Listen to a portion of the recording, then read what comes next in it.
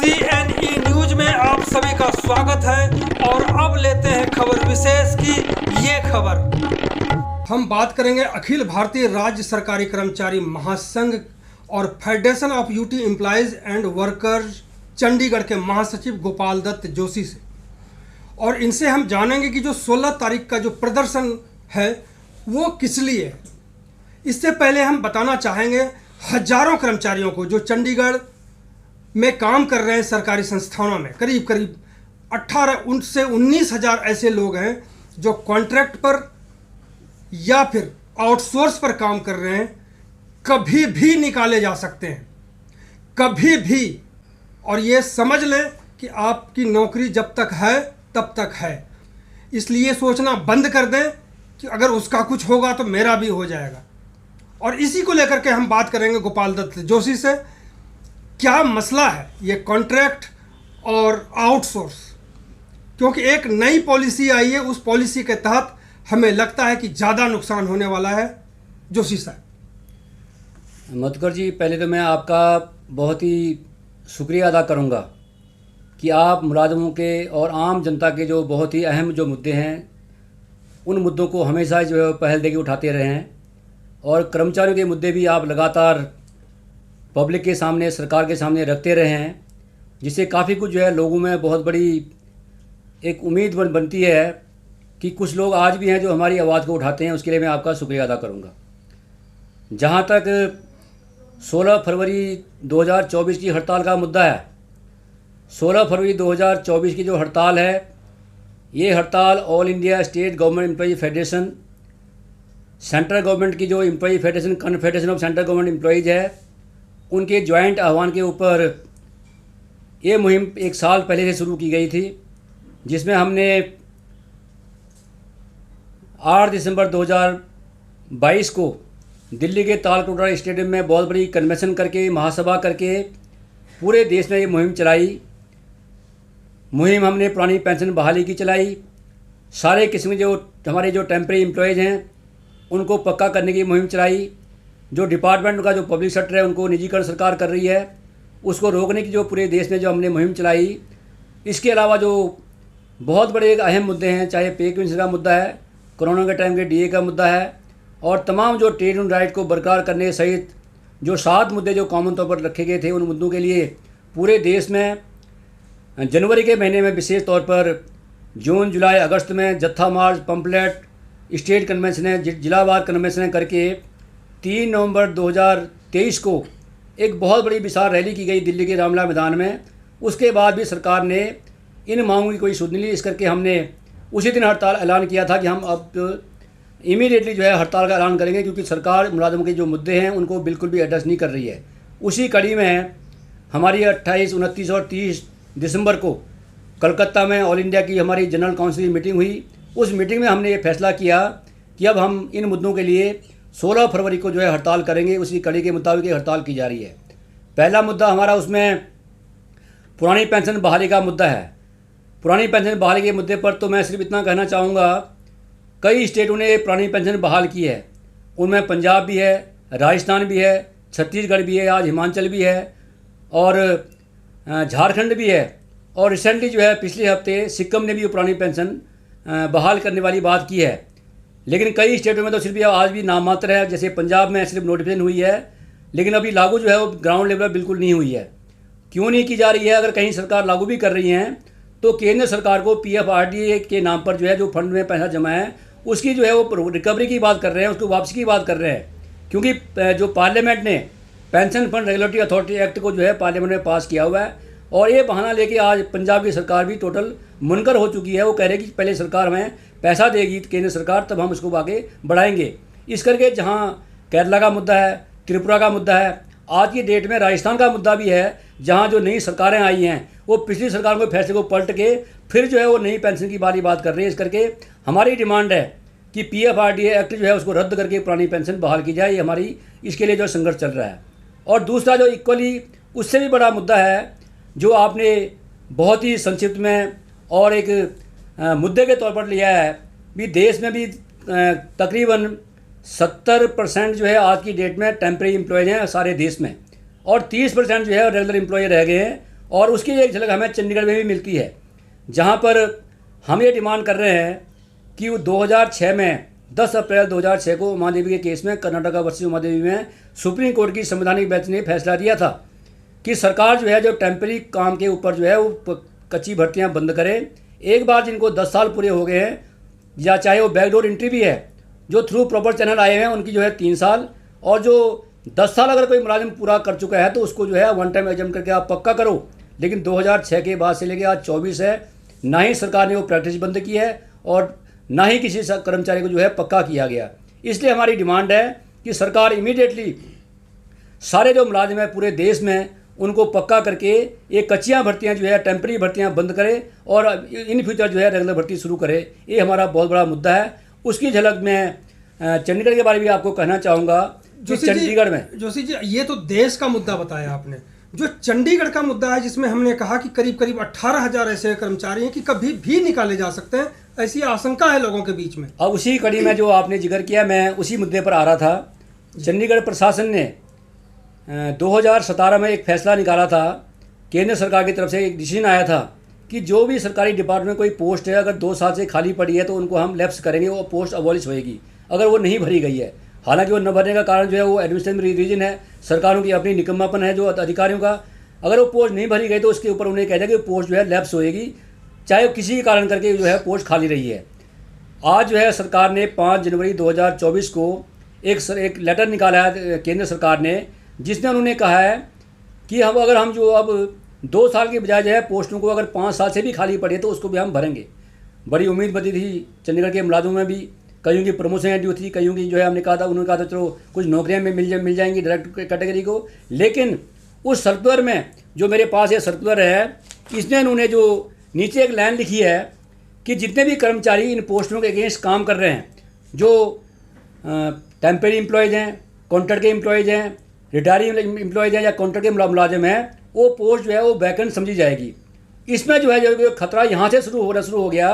कि अगर सरकार करेगी जो मुलाजिम 20 साल से 15 साल से जिन पोस्ट पर काम कर रहे हैं उनमें क्लास 1 भी है, क्लास 2 भी है, क्लास सी भी है, इवन देन जो है जो हायर एजुकेशन है, टेक्निकल एजुकेशन है, बहुत ही हमारे जो प्रोफेसर है, लेक्चरर हैं, उन लोगों की भी नौकरियाँ जो है, बिल्कुल मैनेजर भी हैं कई जगह, और उनकी नौकरियाँ जो है सीधे तौर पर जो 1735 जो करीब कॉन्ट्रैक्ट के कर्मचारी हैं उनके लिए सरकार ने कह दिया कि मार्च के बाद अब कोई बजट जो है नहीं मिलेगा, उनकी नौकरी पर जो है सीधे तौर पर आँच आ रही है। इस करके चंडीगढ़ में पोस्टें जो है 5 साल बढ़ाने के नाम पर भी जो है यहाँ पर जो कर्मचारी की नौकरी जा रही है, इस करके उन कर्मचारी में बड़ा गुस्सा भी है, डर भी है, और अपनी नौकरी का जो है वो जो खतरा उनको मंडरा रहा है। हिसाब से कितने ऐसे लोग होंगे जो अभी जो ये आया है इसके बाद जो अभी लग रहा है कि इतने लोग नौकरी जा सकती है, जो कच्चे तौर पर यानी आउटसोर्स पे और कॉन्ट्रैक्ट पे काम कर रहे हैं, वो कितने लोग होंगे जो कि कभी भी नौकरी चली जाएगी? उसमें 1735 मैंने आपको कॉन्ट्रैक्ट के एम्प्लॉय की गिनती की है जो सैंक्शन के अगेंस्ट ही ऑलरेडी जो है काम कर रहे हैं, जिनको बजट आ रहा है। और इसी तरह जो है 2276 मुलाजिम वो हैं, कर्मचारी वो हैं जो आउटसोर्स के कर्मचारी हैं जो सैंक्शन के अगेंस्ट काम कर रहे हैं, और 1435 के करीब 14,200 कुछ समथिंग जो गिनती जो है 14,422 है एग्जैक्ट जो गिनती है। और कुल मिला के जो है 16,500 के करीब जो गिनती आज की नहीं है, ये मार्च 2022 का जो आंकड़ा हमारे पास है, उसके बाद भी जो है 2,500 के करीब मुलाजिम और जो है भर्ती हुए हैं। यानी सीधे तौर पर 18,000 के लोगों की नौकरी 18 से 19,000 के बीच, बिल्कुल। अगर वो कॉन्ट्रैक्ट वाला अगर काम शुरू हो जाता है तो फिर आउटसोर्स जो ठेकेदार के थ्रू बंदे काम कर रहे हैं, ये रेगुलर भर्ती के नाम पर जो हमारे 20-20 साल से लोग कर्मचारी हैं और उनकी नौकरी को खतरा है, तो हम इस मुद्दे के ऊपर जो है ये भी हमारा इस हड़ताल का मेन मुद्दा है। हम इसमें बिल्कुल चुप नहीं बैठेंगे। इसी करके हमने तमाम चंडीगढ़ की जो जत्थेबंदी हैं, Chandigarh UT subordinate service federation है, यूटीएसएस फेडरेशन है, और कर्मचारी कॉन्ट्रैक्ट कर्मचारी संघ है, हमारी फेडरेशन है, हमने फैसला किया है कि जो संयुक्त कर्मचारी मोर्चा है उनको भी हमने हर इस मूवमेंट में शामिल होने की अपील की है। और 16 की हड़ताल में वो सारे कर्मचारी जो चंडीगढ़ के कॉन्ट्रैक्ट कर्मचारी हैं, जो रेगुलर एम्प्लॉयज़ हैं, हर एक को हमने अपील की है कि अब जो है ये मुद्दा जो है चुप बैठने का नहीं है, अलग अलग लड़ाई करने का मुद्दा नहीं है, एक इकट्ठे होकर जो है एक हम सरकार के ऊपर जो है एक हमला करने का जो है ये टाइम है, क्योंकि सरकार अपनी मनमर्जी कर रही है। अगर इसी तरह जो है मुलाजिम अपने अपने प्लेटफॉर्म की बात करते रहे तो हमारी जो खास तौर पर जो टेम्पररी एम्प्लॉयज है उनको बहुत बड़ा खतरा आ रहा है। इस करके हम इसमें हमने हर एक मुलाजिम को एकजुट करके हमने एक संघर्ष का बिल्कुल बजाने का ऐलान किया है। पिछले दिनों हमने देखा कि एक जामा मस्जिद जो सेक्टर 20 में है, वहाँ कुछ टीचर्स बैठे हुए थे, धरना प्रदर्शन कर रहे थे, जिनका कहना है कि 3 महीने से उनकी सैलरी नहीं आई है। ऐसी लड़ाई, इन लोगों की लड़ाई भी क्या लड़ने की ज़रूरत है?